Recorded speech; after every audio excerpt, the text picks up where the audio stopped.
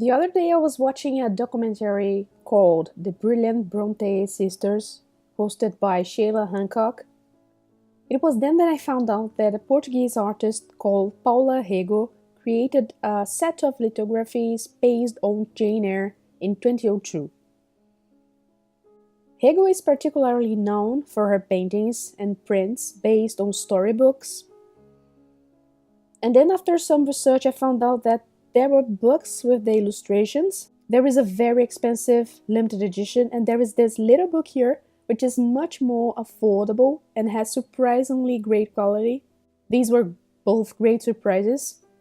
It's a paper-bound hardcover printed on a very thick cream-colored paper and sewn binding. This is not a usual Jane Eyre book. 25 of Rego's lithographs are reproduced in this artist's book, along with snippets from the novel. There is also an introduction by Marilyn in which she examines why Jane Eyre should have inspired Rego's work.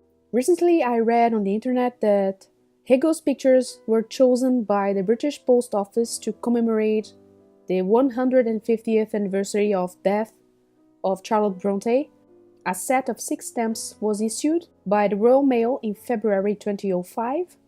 What I find most interesting in this collection of illustrations is how the characters are all ugly. Their physical beauty was totally annihilated.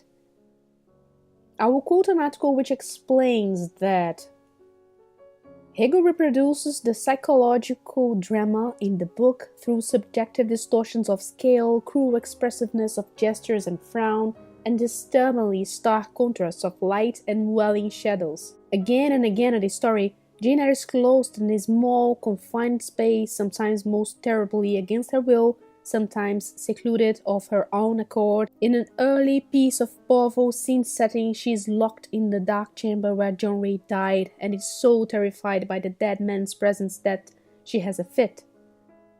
This is only the first of a sequence of experiences when, for better or for worse, imagination takes over Jane's being. Such an emphasis on the fire in the mind and the dark outside might perhaps reveal, without saying much more, how Paula Rego, of all artists, would respond to Jane Eyre. Paula Rego has been making images out of made-up stories since she herself was a child, and if anything can be said to offer a consistent thread through her astonishing, fertile, and multifaceted production, it is this. She has been a narrative artist all along, and one whose stories are not reproduced from life as observed or remembered, but from goings-on in the camera lucida of the mind's eye. Rego has not lost in adulthood the energy of the child's make-believe world. "It all comes out of my head," she says. "All little girls improvise, and it's not just illustration. I make it my own." End of quote. In my opinion, this is a very original and unique vision of Charlotte Bronte's work. Compared with other illustrations of Jane Eyre I have in my collection, there is nothing like it. The artist takes liberty with her interpretations, she extrapolates meanings, and she offers a unique vision of this story and its characters. This book was a great find, and it's relatively inexpensive, especially considering the materials. So if you like me are collecting Jane Eyre copies, I'll definitely recommend this one.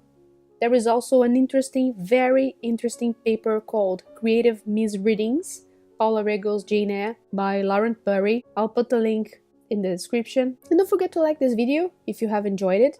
I hope you enjoyed the book. This is the first time I do a video about an art book, but I thought it would be interesting to show you something different and yet something worth having in my Jane Eyre collection. See you in the next video. Bye!